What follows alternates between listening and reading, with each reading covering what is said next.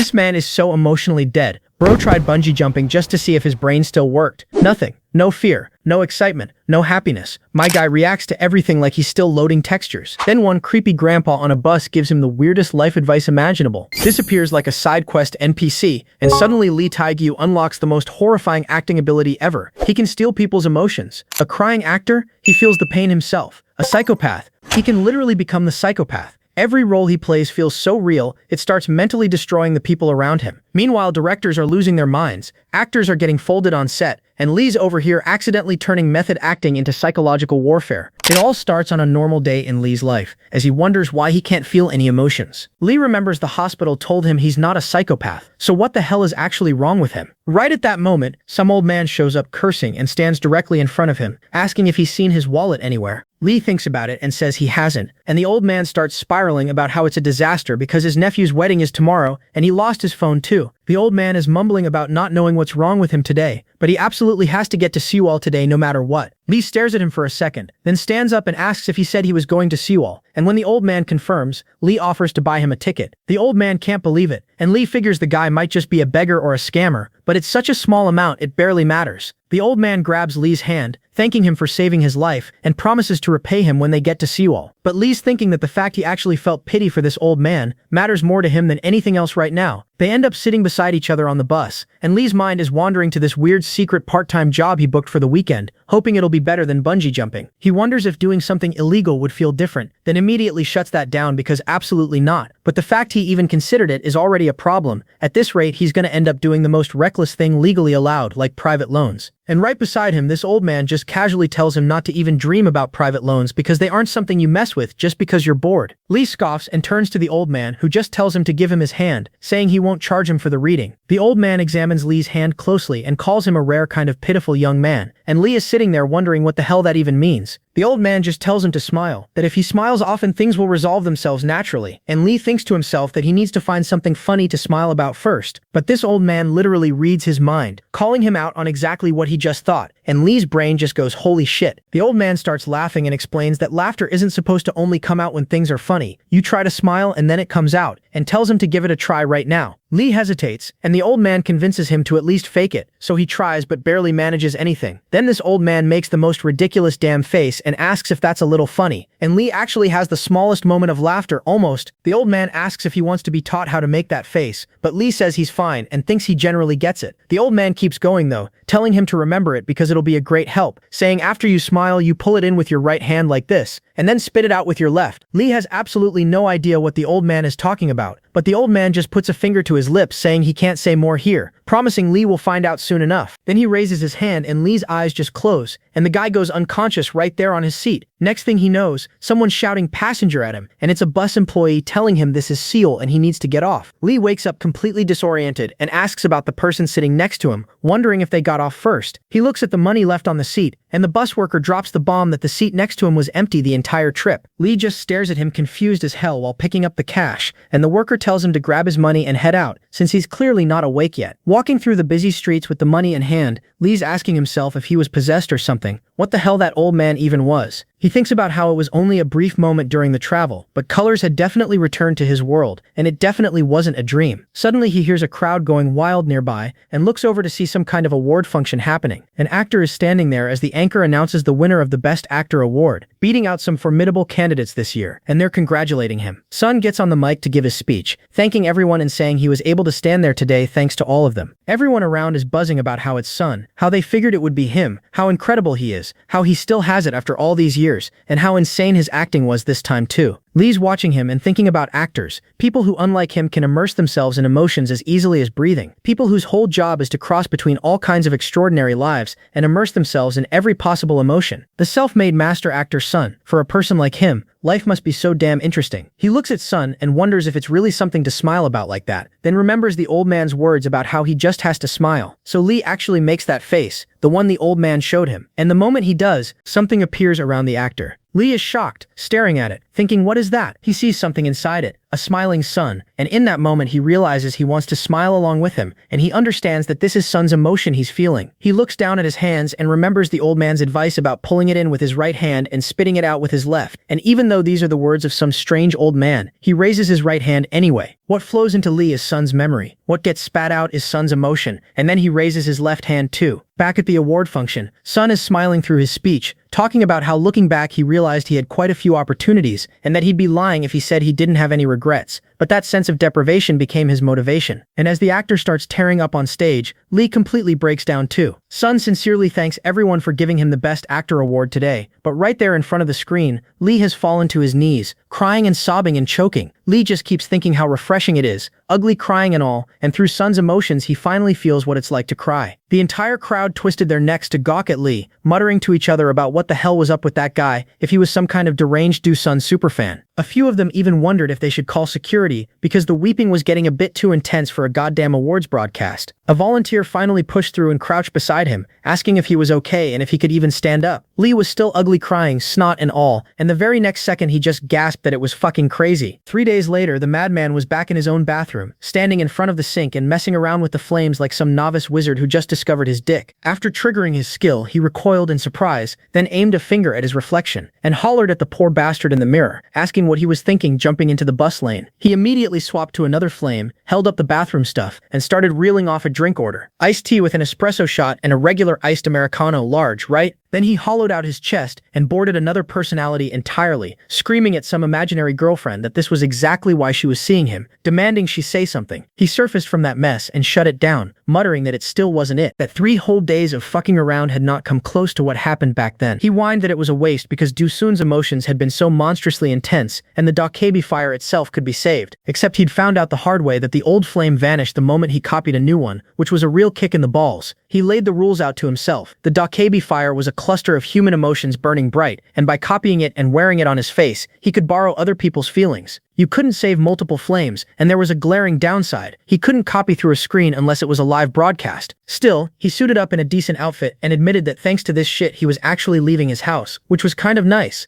Life was suddenly fun, and he owed it all to that cryptic old fart he kept thinking about, the one he half believed was a martial arts master of fated encounters or some enlightened deity. Whatever the hell he was, Lee decided that just acknowledging someone he was grateful to was enough, and the important thing right now was today's schedule. He'd picked up a gig as a guest for hire, and the assignment was to act as the groom's close friend, which meant doing it in front of a crowd. A tiny smirk actually cracked his face, and he realized it was the first real grin since the Do-Sun incident, because that experience had been incomparably stronger than any other emotion. There was a depth to it that couldn't be explained just by emotional density, and maybe the decisive difference was the presence of an actual audience. So he figured this job would absolutely be a good time, and his eyes lit up as he clocked the wedding hall in the distance and marched his ass inside. He pulled up his phone and read the groom's message, asking if he'd arrived and to do a final check of the precautions sent earlier. The precautions laid out everything: date, time, location, the whole anal retentive list, and the core instruction was to congratulate the groom as sincerely as humanly possible. Lee took in the room, that particular upward sense of distance from the crowd, those wandering eyes that were already bored out of their skulls. He thought he'd found the right pace and stood a little straighter, zeroing in on every guest whose face screamed they were frustrated to the point of death. Another notification buzzed in. Once he confirmed the rules, he should proceed. Pick up the congratulatory money, and please, for the love of God, not overdo it. Lee stared at that plea and told himself that when the message flat out said don't overdo it, he had no goddamn choice but to play it safe. He understood the bride and groom's terror that some clumsy performance would crater their big day, but the real secret to these acting jobs was the vibe, acting exactly like a real friend. He gathered up the emotions in his hands, feeling the hum of the ability he'd been clawing to use again, and slapped the flame onto his face. The sensation flooded him, so incredibly real he thought he'd been waiting his whole miserable life for this gig, and he silently vowed to give the customer the most sincere congratulations ever. He strode in just as the groom was standing in the washroom with his uncle, getting roasted alive. The uncle was practically spitting, demanding to know what he'd just said about a guest part-timer, but the groom clamped a hand over his uncle's mouth and begged him to lower his voice. The uncle completely freaked out, reminding the kid that he was a drama writer, and the fact that his own nephew was hiring fake guests behind his back made him look like a joke. He pointed a shaking finger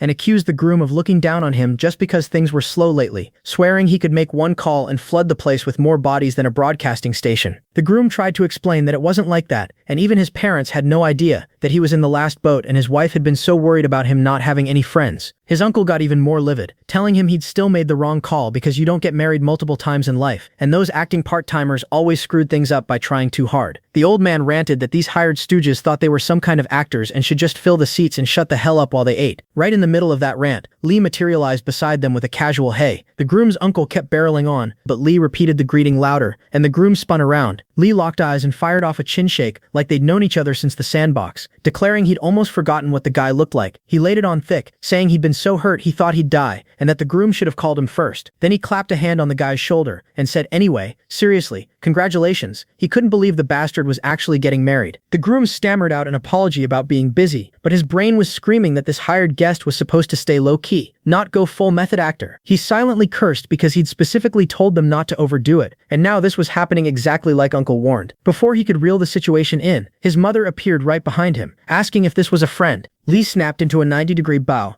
introducing himself as Taiju, Chun-Shik's friend from the college club, close since freshman year. The groom's mother lit up and thanked him for coming, completely fucking enchanted, while the groom just stood there thinking the bastard was making everything up on the fly. Lee squeezed the groom's shoulder, called him Chun-Shik, and told him he looked nervous, so he'd better do a good job and not make a single mistake. The groom shot a desperate look back at his uncle, pleading with his eyes because the old man was a pro and should see right through the performance. But the uncle just stood there silently, and the groom's brain began to melt, screaming at him to hurry up and say something. Then the uncle finally spoke, pointing out that for a while now, Chun-Shik had been giving his friend a weird-ass look. The groom jolted, eyes darting back to Lee, and the horrifying thought seized him. No way, do I actually know this guy? He was sweating bullets, completely lost. The groom whipped his head back toward his uncle, who stood there with a face carved out of stone, offering absolutely no help whatsoever. Then he swung his gaze back to Lee, and Chun-Shik's brain began working so hard it was practically smoking. Trapped in an irreversible social context, he started frantically sifting through every single memory from his past just to identify this mysterious bastard, because Taiju's acting had provided a context so airtight it felt real. He was mentally screaming, "Who the hell are you?" His life flashing before him like a goddamn panoramic highlight reel. Lee calmly raised his hand for a handshake and said he'd see him later, and the instant the groom's palm lifted to meet it, actual flames began leaking from the contact. To sell the handshake, Taiju offered the warmest grip imaginable, and the groom finally managed to croak out a weak uncrack. "Yeah, thanks for coming." It was Lee's desperate ad-lib that saved the whole disaster, and he pulled back with a wave, retreating smoothly. Thanks to that split-second save, Chun-Shik somehow scraped through the situation without his cover blowing up in his face, and Lee silently thanked the flame for pulling his ass out of the fire. The ceremony rolled on. The priest declared them officially husband and wife, and the whole room erupted into applause. The most obnoxiously happy person in the entire venue was Lee, clapping and hollering like a proud father who just won the lottery. The bride leaned into her new husband and whispered that she'd told him to listen to her, pointing out how packed the guest seats were on his side. The groom admitted it actually looked pretty damn convincing, and she purred that it was perfect, that nobody could even tell. Then her eyes slid sideways, and she asked who that guy was. The groom played dumb, asking who, but she was already side-eyeing the maniac in the very front row who'd been clapping way too loudly. She said he didn't look like a hired guest at all, especially since he'd claimed none of his actual friends could make it. The groom brushed it off, telling her he'd explain later, but internally he was tallying the casualties. Mom, uncle, and now even her, all falling for it completely. He told himself to just bear with it because there wasn't much left, just the congratulatory song and the bouquet toss, and then it would be over. He didn't give a damn about some guy whose face he couldn't even remember, so he resolved to just grit his teeth and endure, his expression twisted with frustration. The bride stared at him,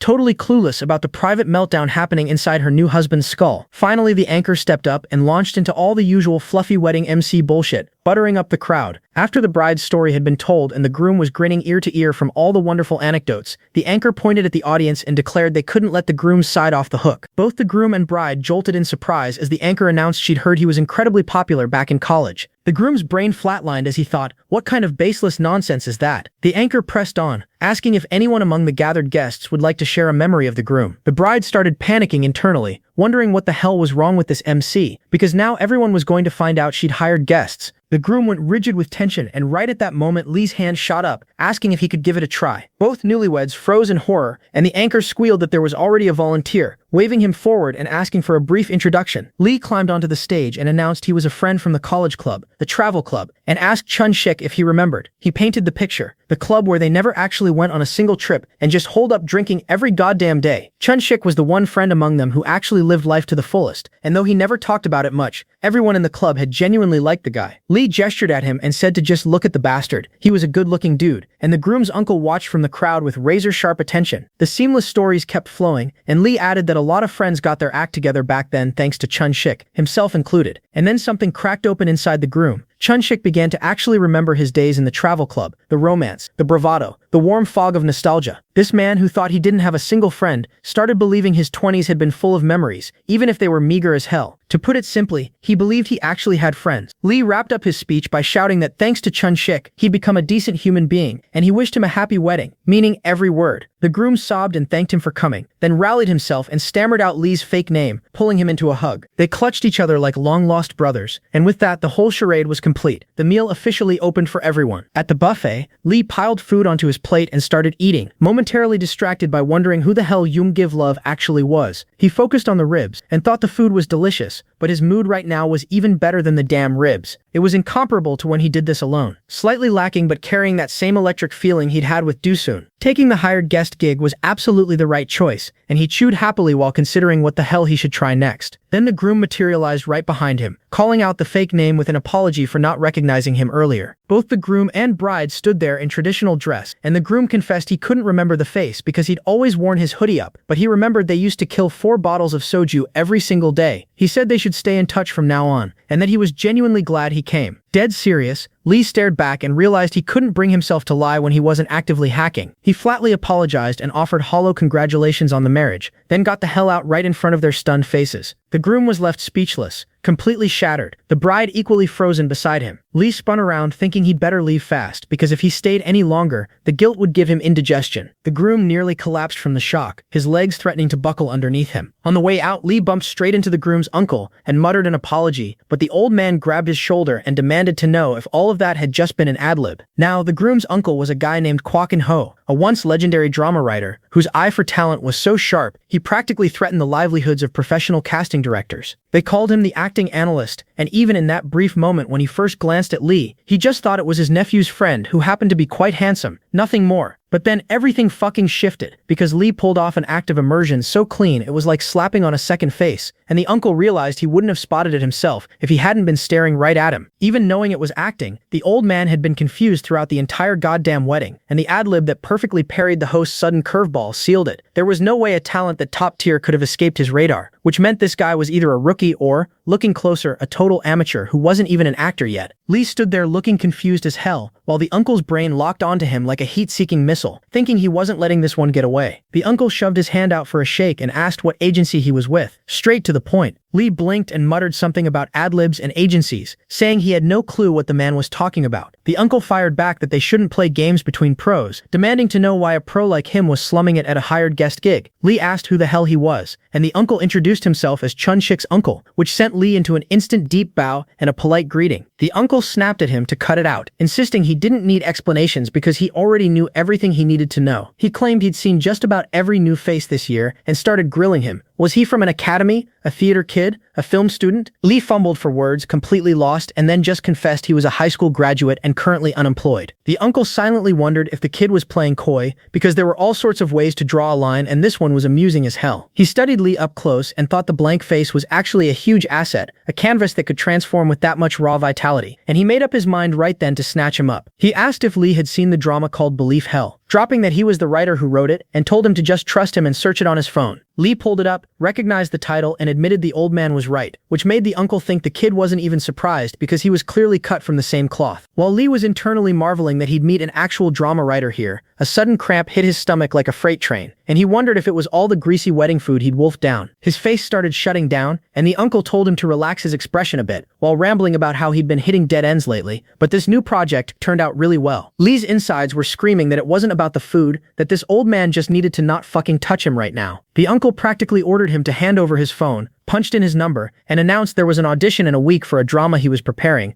asking if he had time. Lee was sweating bullets, and the second the phone was back in his hand, he said he'd get back to him later and bolted. The uncle shouted after him that he'd text the details to make sure, so he'd better check them, and then immediately called someone else to crow that he'd found him. Meanwhile, Lee was sprinting for his goddamn life, muttering jackpot under his breath as he ran. Then he got home and checked the details from the gig company, only to find that the person who'd hired him had left several scathing negative reviews. The company said they'd pay his wages, but he wouldn't be able to work with them anymore, so he just lay there soaking in the fact that he'd been fired. He guessed he really had gone overboard, and a wave of sincere regret hit him, because no matter how good his intentions were, making someone believe he was a real guest was basically playing puppeteer with their heart. He sat on his bed in the quiet and admitted to himself that he'd even enjoyed it, which made it worse. He realized that it was easier to immerse himself when there was someone reacting to him, but that whole line of thinking was wrong. He clicked on the TV and watched that drama, telling himself that instead of causing trouble for others, he'd rather just kill time alone like a normal fucking person. But then Wong-san's face filled the screen, and Lee's brain started short-circuiting, because seeing Doosun made him want to act again, and that was bad. It wasn't even fun anymore to do it in front of the mirror, and he knew he had to figure out a way to do it together without bothering anyone. He sat there chewing on the problem until a lightning bolt hit him. An actor. He remembered the groom's uncle, the guy who'd been foaming at the mouth to recruit him. He grabbed his phone and checked the contact, and on the other side of town, the uncle was already on a call with someone, yelling his head off. He told the person on the line that he'd said it 100 times. The kid's ad-libs were insane, and they'd love him the second they saw him. He was way better than that other loser they'd discussed. He barked at them to stop saying it wouldn't work and just put him on the audition list, swearing that if his eyes were wrong, he'd tuck himself away in a corner until the whole project was over. The voice on the other end just asked what his name was, and the uncle froze, realizing he had to find that out now. The other person stared blankly at their phone, thinking the old man had completely lost his marbles, and hung up. The uncle cursed and yelled at the disconnected line, asking if the punk just hung up whenever he wanted now, and right then another call buzzed in. He answered by shouting, demanding to know if this was the guy calling to say he'd hung up by mistake, because if he kept acting like this just because the uncle had messed up once, things were going to get very fucking hard. But on the other end, it was Lee's voice, asking if this was writer Kwok In-ho, the one who'd left his contact info. The director, or whoever was supposed to be on the line, was left completely speechless as Lee asked when and where the audition was because he wanted to become an actor, and the uncle just breathed out that he thought he wasn't going to call. The film set was finally ready, and Kwok In-ho stood toe-to-toe with his director friend, telling him to just watch the kids acting first, before shooting his mouth off. The director didn't even let the sentence land before firing back a flat no, completely stonewalling him. Kwok kept insisting, swearing up and down that the ad-libs were absolutely batshit insane, but the director snapped that if he was going to bring in any random nobody, he wouldn't have made the auditions private in the first place. He ranted that using someone with zero experience made no goddamn sense,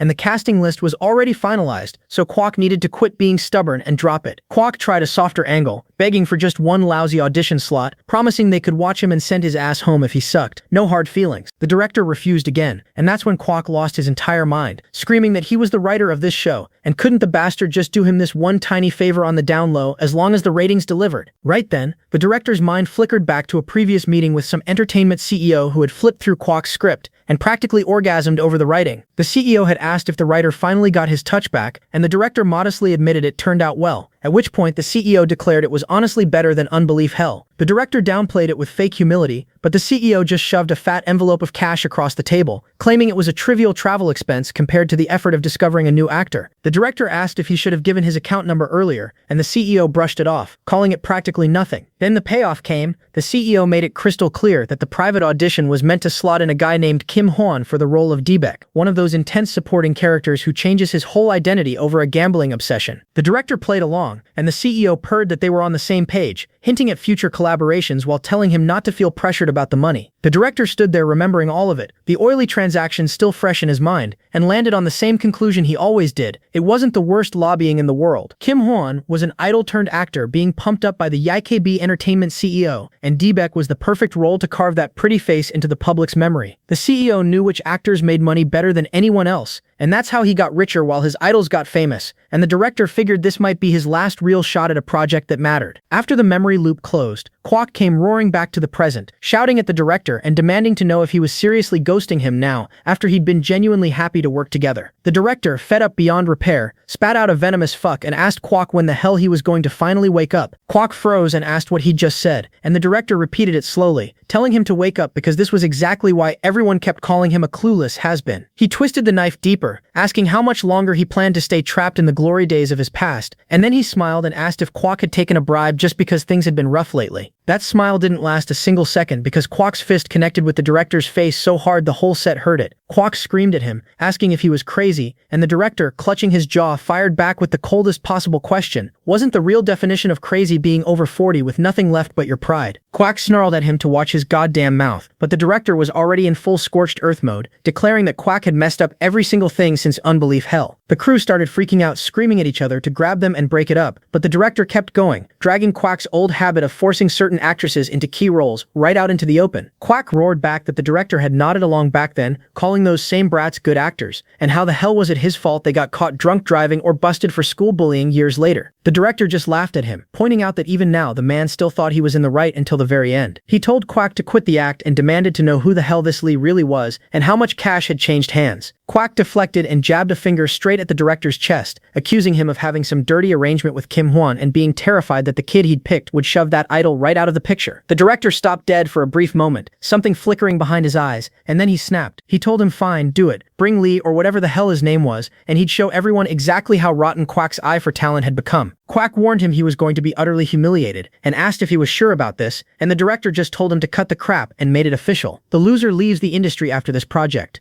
Much later, Lee was at home pulling himself together for the interview, his head still buzzing from the chaos that had been set in motion without him even knowing. He grabbed a small wad of emergency cash, muttered that it should be enough, and headed out the door toward what he thought was just a simple audition. He reached the station and hailed a taxi, sliding into the back seat without a single clue about the blood feud currently being waged over his name. The driver turned and asked straight up if he even had money, his tone laced with suspicion like he'd been burned by deadbeats before. Lee just said he did, and when the driver asked where he was headed and the answer came back as Kangwon Land, the driver's brain immediately started calculating. He silently wondered if he should just tell this passenger to get the hell out right now, because nothing good ever started with a fare to that godforsaken place. So the taxi driver dumped Lee right at the entrance of Kangwon Land, and this place was pure absurdity from the first step inside. The casino was a roaring hellhole of gambling addicts grinding their lives away, and some greeter welcomed him with a plastic smile, telling him to have a wonderful fucking time. Lee took in the chaos and thought this dump was even more deranged than he'd pictured, and since he was already there, he decided to get to work immediately. He plastered his hand over his face and twisted his mouth into that creepy-ass expression the old man had taught him on the train. In that split second, he copied the raw, desperate emotions of every single gambler in the room, sucking them all in like a goddamn vacuum. He gathered that whole freaking cyclone of greed and despair inside himself, then muttered that they should get going, because he'd just loaded up for the audition like a madman filling a gas tank with pure misery. Meanwhile, somewhere else entirely, a vanity van sat parked with a driver confirming some bullshit instructions about focusing on ad-libs and telling the occupant to come inside. Right beside him sat the influencer himself, Kim Hwan, who asked who the hell was calling, and the driver explained it was the director from Gray City. Hwan wondered why, and the driver repeated that the director wanted him to practice his ad-libs hard because they might be tested in the audition. Hwan brushed it off, saying that whole conversation was already over, and the driver just told him the man was probably maintaining appearances, so he should go in and slay like he always did. Hwan smirked to himself and pretended to be all conflicted, moaning that his usual clean image was completely different from D-Beck, that he was a total straight edge after all. The girl sitting next to the driver, Luna, spun around and said whatever, that he was in fact a perfect match for D-Beck, and Hwan whined that she was hurting his feelings. She laughed, and then his face just fucking changed, a wave of intense dark energy rolling off him as he repeated that his feelings were hurt, catching her completely off guard. He asked if it was that funny, if she thought riding in the same car and following him around in the shitty clothes they gave her a few times put her on his level. The driver immediately barked at him to watch his mouth, but Hwan patted the girl and asked her to think about it, because for some pathetic people, the chance to snap a selfie and trade jokes with him was way more important than fixing their own miserable lives. He called it pathetic that a celebrity they worked for became the protagonist of their own sad little story instead of themselves, and the girl started trembling, barely able to choke out a sorry. The driver screamed at the brat to stop, and Hwan finally leaned back in his seat with a satisfied smirk, asking how that felt and if it suited him. He revealed it was all just a test because they'd told him to practice ad-libbing, and he had wanted to try playing a psycho like that, even if it wasn't for D-Beck. He said he needed to do stuff like that to shake off the weirdos who only liked him for his face, and he told Luna not to cry because she knew he didn't mean it, but the poor woman was still sobbing anyway. The driver snarled at him to apologize, and Hwan offered a lazy, sarcastic apology, saying he was really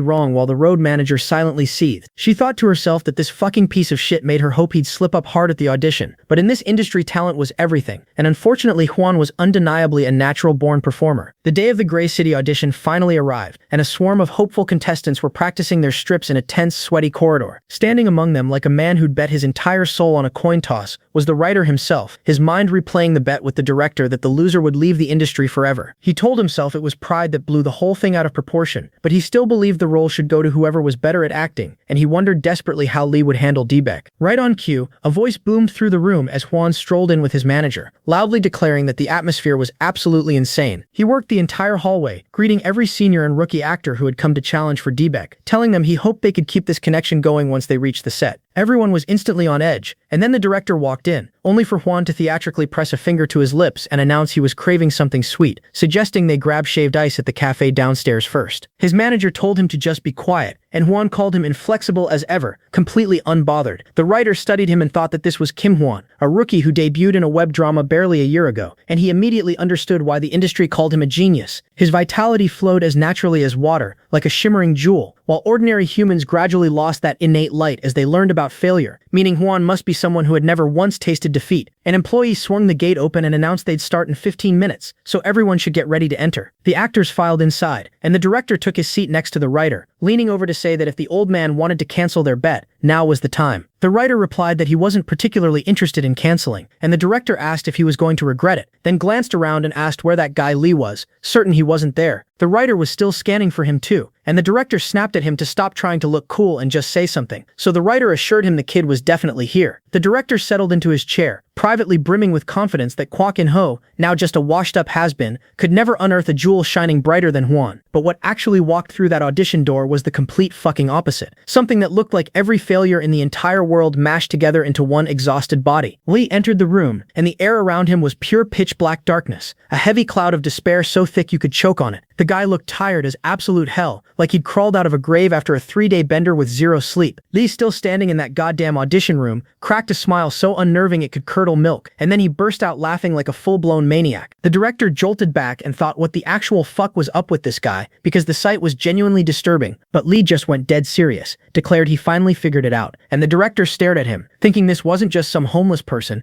it was something even more repulsive than that. The feeling crawling up his spine made him not want to make eye contact, like every self-preservation instinct screamed not to get involved with this creature. The influencer standing nearby muttered that he didn't seem like a normal person at all, and his manager just stood there looking confused as hell. Then the director clocked Kwok and wondered where the hell that washed-up writer had managed to dig up a specimen like this one. Kwok told Lee he was a bit late, but he was genuinely glad he made it, and Lee just shrugged it off, saying shit happens. The director cut in, declaring they couldn't have him looking like that, and that there was something he had to do before the audition even started. When Lee asked what it was, the director told him to go wash his face and change his damn clothes first, because he wasn't the only one auditioning. Lee just stood there silent for a beat, then turned around and walked out like a ghost nobody wanted to follow. The actual audition started grinding along, and contestant number 2 came in and did his thing, while the council members watched with blank expressions. The girl on the panel muttered a polite good job, but the poor bastard failed anyway, same as number 8, who also completely whiffed it. The director asked one of them if they'd even checked the script, but that guy failed too, kicked to the curb without ceremony. Then number 12 shuffled in, some young kid who suddenly collapsed mid-performance, and the director just shouted at him asking what the hell he was doing before failing his ass too. Through all of this, Kwok sat deep in his own head, thinking about the ambitious monster he'd created called Gray City, a drama that was technically about lawyers. He knew most people imagined vulgar swearing louder than a threat and action scenes that sliced people up like raw fish, but those things alone didn't complete a character in his world. What he considered most important in a lawyer was desire, the raw, hungry emotion underneath, and all that borderline fantasy violence was just a tool to reveal that deeper layer. Because of that philosophy, he wanted an actor who was damn good at expressing emotions, and Lee was the exact kind of weapon he'd been searching for. Silently, Kwok watched the director and thought that the old feud wasn't just about fighting, that he'd actually done all this for the bastard in some twisted way. He knew in this industry if you didn't sell, they treated you worse than human garbage, so he supposed he couldn't blame them for thinking he was just a has-been with an oversized ego. But there was one thing he was determined to show them, that his eye for talent hadn't rotted at all yet, not even close. A council member announced they'd seen enough and called for the next, at which point the director realized that the guy who just left was the last one for the role of Kim Min. He seemed shocked for a second, then confirmed that the next turn was for Dibek, and he turned to the writer with a sudden suggestion. He wanted to see that guy Lee first, and volunteered to play the opposing role for his lines, which made Kwok quietly think the brat was up to something. Kwok asked if he'd really be okay with that, and the director shot back that it was better than listening to him whine later, adding that he'd failed before because he was late and exhausted. The council member begged them to stop fighting for 5 goddamn minutes, but Kwok warned the director not to set his standards too high from the start, or it would be harder to watch the actor they actually wanted. The director snapped back that it wasn't a very funny ad-lib, and Kwok told him to do whatever he wanted as long as he kept his fucking conscience. The director told him to quit playing around just as the council announced they'd proceed with the audition for the role of Dibek, applicant number 85, which was Lee. The girl on the council looked up and was visibly surprised, and even the director's face twitched as Kwok just sat there giving them a smug side-eye. Lee stepped forward with a greeting, introducing himself as Lee, but his voice carried the dead, hollow tone of a man who'd gambled away his last shred of hope. The director shot a look at Kwok and accused him of putting real thought into this, coaching the kid quite a bit on the atmosphere, which seemed wildly out of character. Quack played dumb, asking what he was talking about, and the director elaborated that the old man clearly emphasized the emotional line being more important than appearances. In his head, the director was thinking that the engine of acting was emotion, and real acting meant creating a brand new human being from scratch, not just painting a concept on your face. That kind of conceptual posturing was just a hollow shell, a cheap trick to cover up a total lack of actual skill. Then the director told Lee to start from scene 33 as soon as he gave the signal, adding that he might throw in some ad-libs and the kid should feel free to respond however he wanted. The second the director gave the signal and Lee opened his mouth, the man named Lee simply vanished into thin fucking air. What filled the entire room at that exact moment was the pure stench of losers soaked in cheap booze and stale cigarette smoke, a smell so thick it felt like it coated your throat. In the spot where Lee had been standing, there was now nothing but a piece of trash in human form, a degenerate so real that everyone instinctively recoiled and gasped. Someone actually shouted, "Holy crap, he fucking changed." He became a totally different person, and every other contestant in the room was flattened by sheer disbelief. Lee, fully submerged in the role, pointed a grimy finger at the council member and growled at the bastard to put that down right now. The council member flinched and sputtered out a confused question, but Lee was already closing the distance and slammed his palm onto the council table hard enough to rattle the water bottles. The name of this piece of trash he was channeling was Diebeck, and Lee, with the intimate menace of a man who'd slit your throat for pocket change, snarled that the shit on the table had been his money from the beginning. He called the trembling council member a used-up son of a bitch, and the poor man was so overwhelmed he broke into a sweat and barely managed to stammer out Diebeck's name. Lee instantly grabbed the guy by his neck and physically lifted him up, growling that if he knew who he was, he'd better stop bullshitting and put his goddamn money down. The lifted man begged him to calm down, but Lee was already scanning for his next threat, and his dead eyes locked directly onto the director. The director tried to salvage the scene by shouting a line, demanding to know why this was his money and if he'd unlocked some password, but the moment he locked eyes with Lee, pure terror swallowed him whole. He realized he couldn't even call him Quack's pick anymore, because the crazy son of a bitch had actually brought a real-life gambler straight into the audition room. The director's brain was screaming that this was beyond acting, that he was staring at a genuine predator who'd crawled out of the darkest alley in the city. The director finally exploded, screaming at Quack that he'd lost his goddamn mind, that he'd dragged a real fucking gambler in here just to cause a scene.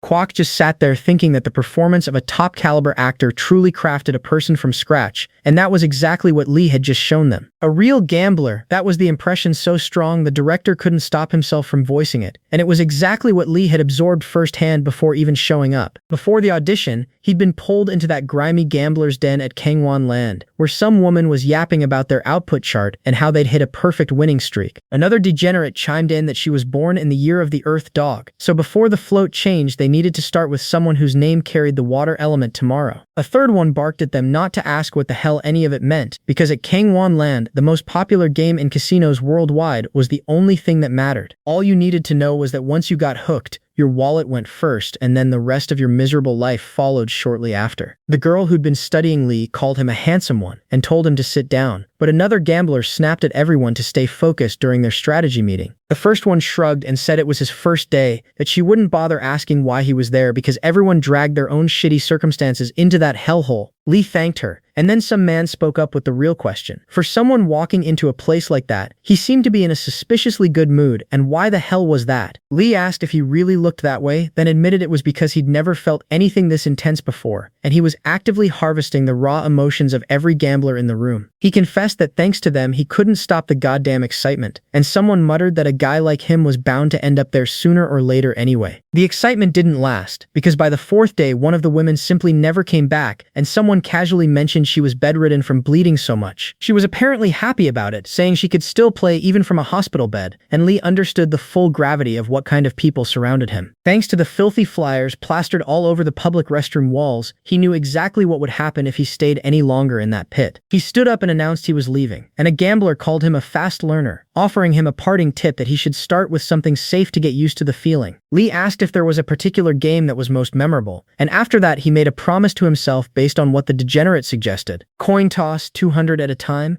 and he silently swore to never get involved with anyone whose mind had already been devoured by the gambling disease. Back in the present, Quack looked at the director and simply asked if that was really all he had to say. The director, caught off guard, asked what the hell he meant. Quack spelled it out. The director's first reaction was that the kid felt real, and he wanted to know if that was genuinely the only impression the man had of contestant number 85. The director shot back, asking if Kwok even heard himself right now, accusing him of dragging some random fuck in here to let him go wild on cue. He demanded to know if Kwok had picked the guy up at Kangwon Land after he'd downed 5 bottles of soju, because that was exactly what it smelled like. But right then, Lee snapped out of character, dripping sweat and apologizing, admitting he'd gotten so immersed he couldn't catch his breath. He said he'd caused quite a bit of trouble just then, and if it was alright, he'd like to try it again. The director stared at him and realized it was completely gone. The whole rotten stench just evaporated. Lee muttered that he felt dizzy and wondered what was wrong with him, while the director's brain scrambled to process how the scent of Deepak, no, the scent of actual human trash, could possibly vanish like smoke. The council was already cheering, one of them blurting out that he'd genuinely surprised them, and another declared there was no need to see any more. The director sat in silence, thinking that the guy had become a completely different person in the span of a single breath. Kwok turned to the director and suggested they take a short break, since everyone seemed a bit shaken the fuck up, and the director just clenched his teeth and told him to do whatever he wanted. In the restroom, the director stared at his own reflection and started scheming, knowing he had to fix this somehow. But the question was how. After a performance that flawless, it was at a level that should be called transformation rather than just acting, and that was a problem he hadn't planned for. Right beside him, someone stepped up to the sink and greeted him, saying the director was working hard on the audition judging. It was manager Jang from YKB Entertainment, and the director acknowledged him. The manager said the director had the look of a man who knew exactly what he was about to ask, and then he cut straight to the point. Was their boy Won getting the role of Deepak? The director replied it was a bit risky but told him not to worry, and the manager pressed harder, asking if he was really that lacking in confidence because for the sake of the CEO it absolutely had to be Won. The director's mind flicked back to the cash bribe he'd pocketed, the weight of it suddenly feeling heavier. The manager continued, saying that considering the director's current situation, he should feel the urgency even more intensely. The director admitted that simple acting wouldn't cut it, and the manager needed to see it for himself. There were only a handful of actors in the entire country capable of pulling off what they'd just witnessed. The manager replied that he didn't know much about acting and didn't care to learn, because what truly mattered was the end result. He said an actor's value wasn't determined by acting ability alone, and a good actor was one who captured the public's attention the moment they stood in front of a camera. With that metric in mind, he asked if the director could genuinely say that contestant number 85 was superior to Hwan. The director immediately agreed, admitting he was right, because how the hell could a regular nobody compare to a polished idol? Once the cameras were rolling and they had to coordinate on set, the difference in reflexes alone would bury the amateur, and that's when it hit him like a lightning bolt, the word reflexes sparking something vicious in his brain. He realized he had it, a way for Hwan to crush number 85 Lee outright. The overwhelming advantage was that Hwan was an idol, and the skill to survive on screen came from raw reflexes and improvisation, the one arena where a rando off the street couldn't compete. The director seized on improvisation as the weapon, deciding he'd have the two of them face off in a straight-up ad-lib battle. The manager studied him for a moment and said he looked much better now, promising to relay the message to Hwan. But something was off in the hallway outside, because Lee and Hwan had just crossed paths without exchanging a single word. The manager added one final instruction. He had informed Hwan to treat number 85 with just the right amount of respect, nothing more and definitely nothing less. Later, someone had brought Lee a few drinks, 3 of them sitting there like a peace offering, and he grabbed one and took a long pull. He thought it was so sweet and cold and absolutely delicious, just as good as the lagalbi he'd demolished earlier. He remembered that Kwok was the one who told him to eat as much as he wanted,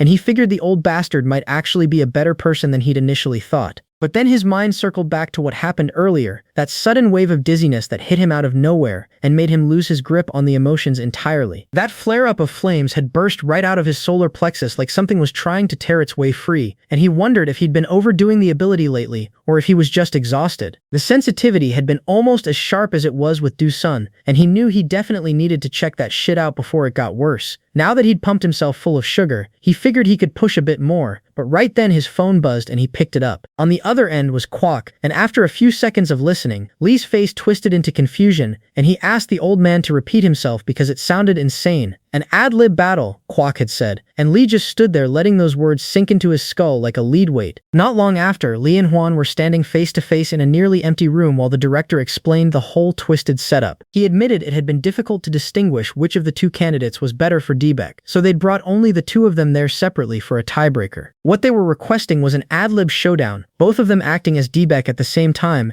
and he apologized for the sudden bullshit, asking for their understanding. Hwan responded instantly, oozing fake charm, saying he'd always wanted to try something like this with another actor. Lee just shrugged and said he didn't mind either, his voice completely flat and unreadable. The director thought he'd successfully maneuvered things into position because Hwan's acting was known to be clean and almost by the book based on his career samples, and that honestly played right into the trap. He had the skills to be pushed for the role, sure, but the director believed he stood absolutely no chance against what number 85 had unleashed in that audition room. Quietly observing, the director was thinking he had no choice but to set conditions that heavily favored an active professional actor with years of on-set reflexes. Then he spoke up and told them to proceed immediately, laying out the imaginary scenario, a bag stuffed with a huge sum of cash sitting between the two of them. D-Beck was more than willing to get into a physical brawl to claim that bag, and the situation was the same as the designated script, except now there were two D-Becks. He wanted them to show how each would try to take that money bag by any means necessary, and they only had 3 goddamn minutes. Lee and Hwan locked eyes as the director shouted action, and everything was about to go completely off the rails. A little earlier, Hwan's manager had explained the plan, and Hwan had asked if they seriously wanted him to go head-to-head with number 85 in an ad-lib battle. The director, standing alongside the manager, told him it was the only way, because if they went with standard scripted acting, number 85 would most likely steamroll him. Hwan immediately smiled, said he understood how that could be possible, and claimed he didn't really mind going head-to-head once, but he wanted to know if the guy was actually that good. He'd heard from the manager that things were already settled with the director, and now this curveball was being thrown at him. The manager admitted he had no excuse since things turned out this way and begged Hwan to just bear with the situation for a moment. Hwan replied that he wasn't even mad, so there was nothing to bear, but he was a bit worried and asked the director to look upon him kindly when he watched his acting. He said it with a smile that didn't reach his eyes, then told the sweating director he'd be back after a short break and strolled out. In the present moment, Hwan stood adjusting his glasses and thinking that these people were all pathetic bastards, and the whole difficult-to-distinguish excuse was laughable. If it was that hard for them, he'd happily help them out and make the difference painfully obvious. He pegged Lee as the type who made a big dramatic fuss about method acting, probably crawling off somewhere to actually gamble with real cards or slot machines to get into character. But acting, Hwan thought, wasn't done through actual experience, it was done with talent, sense, reflexes, and sometimes even pure fucking guts. Only those with that kind of talent survived in this industry, and only when you survived were you recognized as a shining rough diamond, exactly like him. Therefore, even if they were technically the same species, he was fundamentally different from extras like Lee, even if they shared the same basic components. Without another second of hesitation, Hwan stepped forward and punched Lee square in the face, grabbing his collar and screaming that he was going to die, that he was a son of a bitch. The council members jolted in surprise at Hwan's aggression, thinking that of course an extra should act like an extra, just standing there stupidly and reacting. The director himself went completely silent, watching the chaos unfold without lifting a finger. Then the ad-lib truly began, because Lee, in the most terrifyingly calm voice imaginable, said, "Excuse me, sir," and the entire energy in the room flipped on its head. Kwok thought to himself that an actor who was fully immersed in their role took control of the very flow of the entire production. Lee looked at Hwan with dead gambler eyes and asked if he was treating him like a total loser too, and Hwan, facing that expression, was rendered completely fucking speechless. The director stared at the scene unfolding and thought that the sight of a character coming alive, even without a script, turned a good story into a captivating inferno. Hwan just stood there, his mouth not working, because what was coming at him wasn't an actor anymore, it was the thing itself. The director realized that it turned a decent scene into a masterpiece, but there was only one condition: surpassing the goddamn script entirely. Lee grabbed Hwan's collar and shouted wildly at him, and watching that raw explosion, both the director and Kwok understood something fundamental. An actor capable of that level of transformation was undoubtedly a jewel, the shining diamond everyone in the industry hunted for. So according to all conventional logic, the worn-out and unsightly piece of coal should be the one that breaks, the one the camera wouldn't linger on for long. The dull and non-shining one should always be the loser, and yet the reality standing right in front of them was the complete fucking opposite. After Lee's acting demolished the room, the director bolted straight into the washroom like a man fleeing a crime scene, and the sheer intimidation of what he'd just witnessed had left him drenched in sweat. He stood there in total silence for a long moment, gripping the sink, then finally cranked the tap and let the water run. Outside, people were shouting for him, calling his name, but inside that echoey bathroom he was staring at his own reflection and calling Lee a bastard, a monster, a fucking monster. He splashed cold water on his face and corrected himself, muttering that the kid wasn't a monster at all. He was a flat-out genius. The question hammering through his skull was how the hell he'd done it, because during the audition his acting was already a full transformation, Lee becoming Debek the second he stepped into character. But that ad-lib was something else entirely, a complete hijacking of reality that made the floor beneath his feet suddenly feel like a filthy gambling den carpet. The phantom sound of chips clacking in his pocket shouldn't have been audible, and the faint whiff of cheap alcohol bringing on a buzz shouldn't have been possible in a sterile audition room. He caught his own grin in the mirror and then started laughing like a maniac, thinking the goosebumps wouldn't fucking go away no matter how hard he scrubbed his arms. Right beside him, Kwok had silently materialized and just watched the meltdown before finally announcing that this was where the great director had been hiding. The director spun and asked what the hell he wanted, and Kwok shot back asking what he meant by what, because he knew damn well the guy always scurried into the bathroom to mope whenever things didn't go his way, a habit he'd had since he was a lowly AD.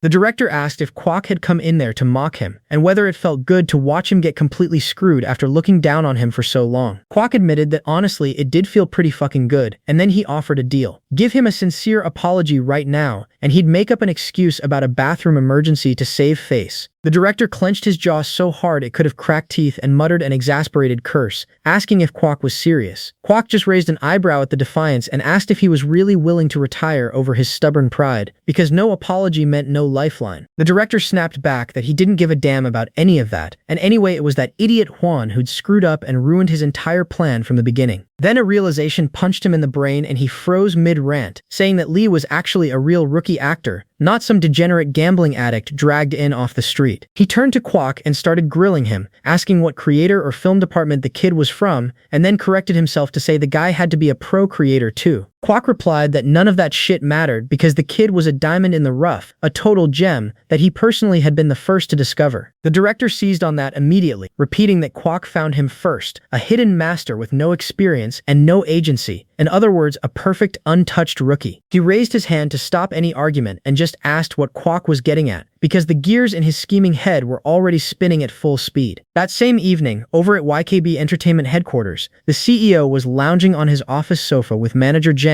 standing at attention before him. The CEO declared that since he was a Scorpio, he was very big on betrayal and grudges, just so Jang understood the gravity of the situation. Then he asked what the hell was up with that director, whether Jang had failed to relay the message properly, or if the man had just acted out on his own. Jang bowed so deep he nearly folded in half, stammering that he had nothing to say and that he was deeply sorry. The CEO calmly told him to contact the reporters and give them a few good leads, because it seemed the director wanted to go on a vacation, a damn long one at that. He dismissed Jang with a wave, telling him to send the feedback on Juan's acting later and that he could go now, and Jang replied with a crisp understood before fleeing the room. The moment Jang was gone, another man sitting across from the CEO erupted, calling Juan a moron and shouting that feedback was bullshit, because if things were that easy for brats coasting on ego, the streets of Chungmuro would be paved with solid gold by now. The CEO addressed the friend calmly, calling him by name, and the man asked if he hadn't told him not to coddle kids with such shallow resolve. He said he could tell exactly what was in Juan's head just by watching him work out, and it never improved because all the brat knew how to do was whine. The CEO admitted he probably knew that better than anyone, and then his friend cut to the chase and asked who actually got the role of Diebeck. Right at that exact moment, the CEO's phone rang, and he gestured for his friend to shut up before he picked it up. He said into the receiver that he didn't expect a personal call, and then his voice dropped into something cold as he asked if he looked like a joke. The director on the other end was sweating through his shirt, and the CEO's friend leaned back and muttered that this director was a real piece of work too. The CEO told the director he clearly hadn't called just to get chewed out, so if he had something to say he should go ahead and spit it out, since it might actually be entertaining. But whatever the director said next completely blindsided the CEO, making him jolt upright and demand the man repeat himself. The director had apparently offered to send over footage of an actor on their side, and the CEO barked out that he'd watch it first and they'd talk afterwards. Then he cut the call instantly. He reached for his laptop while his friend asked what the hell was said, wondering aloud if the director actually wanted to live a long life. The CEO explained that there was a rookie who'd beaten Juan, and the director was sending the video right now. His friend stood up from his seat, genuinely stunned, repeating that a rookie had beaten the golden boy. The CEO told him to just watch for now, and opened the laptop, and there on that small screen in the quiet, dim office, Lee's audition played out. Those images flowed from the tiny speakers and the modest display, but within seconds the two men found themselves sinking into a heavy silence, like they'd rented out an entire late-night movie theater. On the screen, Lee was currently and overwhelmingly dominating Juan, and neither man could look away, After watching it closely all the way through, the CEO turned to his friend and asked if he didn't feel something as an actor watching that performance. The friend replied that he felt a whole lot, it was just hard to explain easily with words alone. The CEO acknowledged that with a nod and said that luckily he was a businessman, so he could explain it very fucking easily. He smiled a slow, predatory grin and declared that right now, at this exact moment, this guy's market value was at the absolute lowest it would ever be for the rest of his entire life. Later that same day, Lee was parked in a restaurant with Kwok, who raised a beer and asked if they should have a proper drink to celebrate. Lee said he'd love that, and they cracked open 2 cold ones, clinked the bottles, and finally let the alcohol wash down the chaos of the day. The results of that audition were genuinely massive. Kwok had protected both his pride and his goddamn career, while Lee now stood at the official starting line of becoming an actual actor. Above everything else, the two of them had gained each other, a weird-as-hell partnership forged in the fires of a casting war. Kwok told Lee not to worry about the money and to order whatever the fuck he wanted, because things were going to get insanely busy starting tomorrow. He was already cackling about the script reading, saying he couldn't wait to see the other actors' faces when Lee walked in instead of that brat Juan, and he swore he'd die laughing. Lee perked up and asked about the script reading, wanting to confirm whether the entire cast gathered for that, since he'd only looked it up briefly. Kwok snorted and said Lee was taking this whole clueless newbie act a bit too far, because normally seniors or academy instructors drilled all that information into you. Lee replied that he genuinely had no idea what Kwok meant, his face completely straight, no trace of a joke. Kwok leaned back and said that people loved the genius concept, but eventually he'd get caught in the lie, and he asked if Lee was just embarrassed about having studied acting for a long time. Lee cut right through that assumption and flatly stated that he'd never learned it, not even once. Kwok gaped at him, finally accepting that this guy really was a natural-born actor, the kind whose ad-libs just flowed out of him like breathing. He thought to himself that the foundation and ultimate completion of acting was the facial expression, and that's exactly why he, director Chell, and even that bastard Yoon-so had all been so mesmerized by Lee. It was the face, those expressions that conveyed raw fucking emotion without a single filter, that had hooked every last one of them. Lee insisted he was serious, and when people saw an expression like that, regardless of truth or lies, that kind of explosive reaction was bound to happen. Kwok practically shouted, finally digesting that the whole mysterious concept the kid had been putting on was actually the cold hard truth. He sputtered that Lee had never been to an academy and wasn't even a creator major, just an unemployed high school graduate like he'd been saying all along. Kwok asked the obvious question. If he'd never learned acting, why the hell did he even start in the first place? Lee took a long sip of his beer and answered with brutal simplicity, saying it was because it was fun, the most fun he'd ever had in his entire miserable life. Kwok went completely silent and thought that this one answer snapped him out of his drunken haze faster than a bucket of ice water. He had no choice but to unleash a barrage of questions, digging into the bizarre reality of this kid's life. Lee was living in a cramped studio apartment, scraping by on part-time jobs, and his room doubled as his practice space. That weird guest-for-hire gig had been a form of training, and Lee, who rarely got the chance to talk about himself, answered every question with the bright face of an excited boy. But in the eyes of Kwok, who was listening to this career path that was so absurd compared to the kid's actual skill level, something else began to take shape. Kwok's eyes widened as he absorbed the answers, and in Lee he suddenly saw a warrior standing at the pinnacle of martial arts. It was a state that could only be reached after discarding every distraction and refining one's skills thousands and tens of thousands of times away from the secular world. At that moment, Kwok thought that this madman had been doing acting training even while being pushed to financial ruin, despite having already obtained a god-tier level of skill. In his experience, a person like this was a blank canvas, someone who had scraped away all their own colors until only pure white remained, so any emotion painted on showed up with blinding vividness. He was a complete madman, but Kwok believed this was exactly the kind of twisted flavor a true actor should have. He figured Lee must have spent at least 10 years refining this, a person who made it here relying on nothing but pure romance for the craft. Kwok told Lee to ask him anything he was curious about regarding the industry, because after all the help he'd been given, he genuinely wanted to return the favor. Lee thought about it for a moment, and then dropped what he called a slightly serious question. Could you actually make real money in this profession? Kwok nearly choked, completely startled by the sudden shift into financial reality. Lee quickly clarified, asking if he appeared in the drama and actually became an actor, would he be able to live solely by acting without scrambling for other work? Kwok's face turned dead serious and he replied that gamblers and actors shared the exact same fate, because if you hit one jackpot, you could spend the rest of your life doing whatever you wanted. He added that he might look like a washed-up mess now, but he used to be incredibly successful, and he'd turned enough people into full-time actors to fill an entire bus stand. Lee was genuinely surprised and then asked if Kwok could recommend some acting textbooks because he wanted to try studying the actual basics. Kwok repeated the word basics like it was a foreign language, and Lee confirmed that yes, he still wasn't used to this whole acting thing. Kwok just shook his head, saying he had absolutely nothing to say if Lee was still feeling like he was lacking, and then he grinned and declared they really were going to hit the goddamn jackpot together. He promised to teach Lee everything from acting textbooks to average contract terms in the field, the whole brutal reality of the industry. In return, he wanted Lee to show those bastards exactly what he had at the script reading, to show them what real acting actually looked like, and he raised his glass to seal the deal. The next morning, Lee was sprawled flat on his bed, croaking the word water like a dying man crawling through a desert. He woke up completely soaked in a hangover and thought back to the metric ton of beer cocktails the two of them had demolished the night before, borrowing Kwok's own colorful expression. He stumbled to the toilet and started vomiting his guts out, but even through the misery, he thought the whole thing was well worth it. He'd gained the spoils of victory and wouldn't have to worry about side dishes for a while. Plus, he'd absorbed a flood of industry stories while staggering through what felt like the United States of drunkenness. On top of that, he'd been promised A-list acting textbooks, the kind of insider material a rookie could only dream of. His phone buzzed and he groaned, realizing his head was a complete mess and he'd fallen asleep without even charging the damn thing. He wondered why there were so many texts flooding in, and he opened one of them to start reading. The message was from someone named Youngdae, the assistant director for Gray City, officially congratulating Lee on being cast as D-Beck. Lee noted that the script reading was next Monday, only 5 days away, and he remembered the writer saying it was an incredibly important event. It was a major milestone for predicting the whole direction of the drama, and you could guess the entire atmosphere of the future filming just from that one day, which made it the perfect stage to showcase his abilities. Lee released the flames in his hands and thought about the emotional weapons he'd been refining, though he admitted it was a bit embarrassing to call it refining when it was basically a cheat code. Still, he couldn't exactly refuse to use it, and something had definitely changed since the audition, because the storage space where he could save emotions had expanded. He couldn't pinpoint exactly why the Dokaibi fires had increased, whether it was the physical and mental limits he'd pushed to become a gambler, or just mastery through frequent use. He had a few hypotheses floating around but couldn't prove any of them, and he ultimately decided it didn't fucking matter. Lee was just genuinely happy that he could now save 2 different emotions at once, doubling his ammo. He muttered that he'd bite down hard and chew through them, and if he kept at it, he might find a way to increase the storage even more. Right at that moment, his phone rang again, and he picked it up with a groggy hello. The person on the other end asked if he was Lee, and he confirmed that yes, he was the one who had auditioned. After hearing the man out, Lee said the word agency, and admitted he didn't have one, then listened to the offer and said he understood. He asked the crucial question, how the hell did they get his number in the first place? It was manager Jang on the line, and he explained that he'd received Lee's contact information from director Cheol, one of the audition judges. He apologized for the late introduction and identified himself as a manager at YKB Entertainment, adding that he'd seen Lee at the audition site the other day. Lee's brain connected the dots and he blurted out that the guy must have been the one in the black suit standing next to the dude in sunglasses. Right in the middle of that call, Lee's phone battery gave up the ghost and died completely, shocking both Lee and the manager simultaneously. The manager, sitting right in front of the CEO, was left stunned and speechless, staring at his dead phone. The CEO asked what the hell just happened, and Jang replied that the kid hung up the very moment he said he was a manager at YKB. The CEO leaned back with a slow smirk and declared that the little bastard was definitely playing hard to get. And just like that, the monumental misunderstanding surrounding Lee grew another thick, juicy layer of confusion. Standing in the elevator with his friend, the CEO confirmed that yes, the little bastard had hung up the absolute second YKB was mentioned. His friend figured that with acting at that psychotic level, the kid definitely knew his own worth and probably had seniors whispering advice in his ear. The CEO shrugged and said human pride was a predictable animal, because other agencies were likely sending their CEOs or directors to call, but YKB just tossed a manager at him like he was some common extra begging for a gig. He bet that other agencies had already made contact, since even a private audition had public broadcast judges from production companies, and word of the monster had certainly spread everywhere. His friend asked if Dela Entertainment had made the first move, and the CEO replied that if they hadn't, there was no reason for a rookie to act so insulted by a call from a YKB manager. The friend laughed and said this wasn't some martial arts novel, finding it hilarious that a newcomer could suddenly turn into a hidden master just because he'd rubbed shoulders with the right people. Regardless of the theatrics, the CEO stepped out of the lift oozing confidence and declared it was obvious Lee would be a moneymaker. He pulled out his phone and called the kid directly, ready to reel him in himself. Outside the building, Lee stared up at the glassy tower and muttered that this was the place, the agency that wanted him so badly the CEO was practically foaming at the mouth. YKB Entertainment was a textbook agency that generated generated profit by managing actors. And to them, a good actor was one who burned a vivid image into the public's eyeballs. The stamp that left that permanent mark was always a legendary line, the kind of phrase that stuck in people's minds like glue. And CEO Yoon had caught a scent that this D-Beck character might spit out the biggest catchphrase of the entire quarter. The CEO called, and his friend asked if the number he'd already rejected would even pick up, since getting hung up on once usually meant game over. The CEO was certain he'd pick up, because that earlier rejection didn't mean no. It meant bring me someone higher up the goddamn food chain. Right on cue, the phone connected and a groggy voice answered. The CEO introduced himself as Yoon Sup, CEO of YKB, and then he dropped his opening move, a proposal for a 30-minute conversation in the agency's conference room, sweetened with a cool 1 million won, just for travel expenses. The offer was so absurd that Lee's phone practically slipped right out of his hand, because it was the kind of cash a struggling part-timer couldn't even dream of refusing. So now Lee stood right in front of the YKB building, remembering Kwok's warning that the industry was a jungle and management wasn't an option but a necessity for sheer survival. Especially for a guy like him who'd spent his life training in seclusion. He honestly still didn't fully understand what all that meant. He stepped inside anyway, figuring that right now he needed everything from schedule management to someone who could drive his ass around. He needed a company that could handle all the shit he was terrible at, so he could focus solely on acting, a full support system that let him do only what he wanted. At the reception desk, he announced he was there for a scheduled meeting with the CEO, and the receptionist smiled and asked for his name. After he gave it, she handed him a pass and directed him to the small conference room on the 4th floor. He headed for the elevator, thinking the 8-story building was bigger than he'd expected, and that he had a genuinely good feeling about the place. The staff seemed relaxed, the atmosphere was decent, and writer Kwok had mentioned this was a pretty good agency as long as the contract terms weren't completely predatory. Up in the conference room, the CEO's friend was already grilling him about the mysterious rookie, asking what the full deal was with that guy. The CEO laid it out cold, 0 experience, unemployed high school graduate, nothing more and nothing less. His friend was so shocked he nearly choked, demanding to know how someone with that background could pull off that kind of acting. And he immediately asked if the family was filthy rich or if the kid had secret private lessons. The CEO ticked off the list. No theater troupes, no academies, no film major, no drama club. He belonged to absolutely none of it. He lived alone in a cramped studio apartment, and that was the whole unglamorous picture. The friend pointed at him and declared the kid was one of those types, the kind that lived just to act, a pure fucking maniac with no other setting. The CEO agreed wholeheartedly, confident that he'd already won the kid over. The look in the eyes of those who had things versus those who didn't was fundamentally different. Those with nothing always looked up at what they lacked, while Lee practically screamed hunger. The CEO himself had once been the same breed of desperate, and alongside Kim Woo, his friend of 20 years who was like a brother, he'd built YKB from the dirt all the way up. Even now, as a socially legitimate and economically successful businessman, he remained ravenous until he snatched the top spot in the entire industry. That smoldering desire he carried in his gaze made anyone watching from the outside feel hungry too, and Lee, peeking through the door crack, was already absorbing it. The intensity of that flickering emotion was searing itself into his memory like a brand burned into leather. Kim Woo suggested they not be too hard on the kid, saying there was no need to act like loan sharks who lowballed rookies with trash contracts just to succeed. Right at that moment, Lee pushed the door open and greeted them with a flat hello. The CEO welcomed him by name and introduced himself as the man who'd made the call, then gestured to his friend who introduced himself as Kim Woo with a polite nod. Their entire plan was disgustingly simple, a tag team game between a top-tier actor famous for his physique and a CEO known for being as slippery as a freshly greased eel. After overwhelming the rookie's spirit with their combined star power, they planned to devour their mouth-watering prey in an instant. Kim Woo told Lee to come have a seat, silently believing the kid must be shitting himself with awe, especially since they'd tossed out 1 million won so casually. But Lee just stood there, thinking that these two were the ones who didn't want to let this chance slip through their fingers. Before sitting down, he asked if he could clarify one thing first, and the CEO granted permission with a magnanimous sweep of his hand. Lee replied with an immense surge of emotion flaring behind his eyes, his voice carrying the weight of every gambler he'd ever absorbed. He said he was just asking to be absolutely sure, but he wanted to know if this whole meeting was a setup to buy him cheap right before the script reading. He pointed out that right now his market value was at its absolute lowest, and he wanted to know if they were trying to snatch him up at a discount before his price exploded. The CEO's friend was so shocked by the direct hit that he just sat there with his mouth hanging open, the entire tag team script crumbling into dust around him. As Lee stepped fully inside and let the door click shut behind him, The CEO's friend was already reeling, thinking what the hell was with this guy, and why was he already failing the vibe check so hard. He kept staring at Lee, then at the CEO, and in that moment he could see Yoonseop's reflection and Lee's reflection side by side like two predators sizing each other up. The CEO kept his voice calm and told Lee to have a seat, brushing off the sharpness with a polite deflection. Lee didn't budge an inch, pointing out that the script reading wasn't far off, and since it was a major network weekend drama, the room would be crawling with industry people. He finally sat down and kept going, saying that day was basically business card day for agencies, so he genuinely wondered why a CEO would want to see a rookie like him beforehand. The CEO was caught completely off guard, thinking to himself that this kid was something else, and then he just laughed out loud. He called Lee a rather aggressive young actor and mentioned director Chell, saying he'd been complaining about not being able to find any decent rookies lately. The CEO assumed things had already been discussed with Lee and offered his apologies if they'd offended him, but then he asked for permission to pose one question. He laid out the reality that the script reading was indeed a day for spreading business cards, but that mostly applied to leads and supporting actors up for contract renewals. Production companies, film studios, and reporters would be there, and with dozens of actors rushing through their lines, a minor role like Deebeck usually got completely buried. He wanted to know if Lee honestly believed that industry people, including himself, would actually take notice of a nobody in the middle of all that chaos. Lee sat there dead silent for a long moment, and then he spoke up with absolute certainty, saying of course they would, and he thought the CEO knew the reason better than anyone. He rattled off two things that came to mind. First, that an agency representing a top actor like Kim Kong-woo had casually sent him $1,000,000 just for travel. Second, they'd somehow tracked down his number and contacted him immediately after the audition, practically before the sweat had dried on his forehead. The former was clearly to win his favor, and the latter was to beat every other agency to the punch, and there was only one reason behind all of it. He said it plainly, because he would make them money. The CEO raised an eyebrow and asked if that meant he considered himself more talented than all the other leads and supporting actors coming to that reading. Lee replied without flinching that he wouldn't have shown up here at all if he wasn't fully confident. The CEO leaned back and thought about the sheer overflowing confidence radiating off this kid who had never even performed in front of a real camera yet. It wasn't the typical rookie bravado, because the driving force behind it was an ambition so powerful it surged from the soles of his feet straight to the crown of his head. It felt strikingly familiar, almost like staring into a goddamn mirror, and the CEO decided silently to see just how far the kid could go. He backed off slightly, saying that calling it the lowest price was still a bit much and that he was simply curious because the rumors floating around were extremely good. Lee responded by putting it another way, saying he'd come here precisely because he figured any price other than the lowest would be a fine starting point. That caught the director off guard, but Lee kept steamrolling forward, declaring he had zero intention of turning down any commercial offers. For movies, as long as it wasn't some pretentious project dragged out by a director with a terminal visionary complex, he was fully in. He had absolutely no interest in playing the mysterious celebrity game either, and he'd state his terms first, and if they couldn't reach an agreement, he'd simply walk the hell away. The meeting stretched far longer than anyone expected, and it became the slow process of Yoonseop's raw intuition hardening into reality. That certainty he'd felt, that the rookie sitting across from him was carved from the exact same hungry wood as himself, grew sharper by the minute. Throughout the entire conversation, Lee pushed and pulled at his desires like a puppeteer, completely controlling the pace,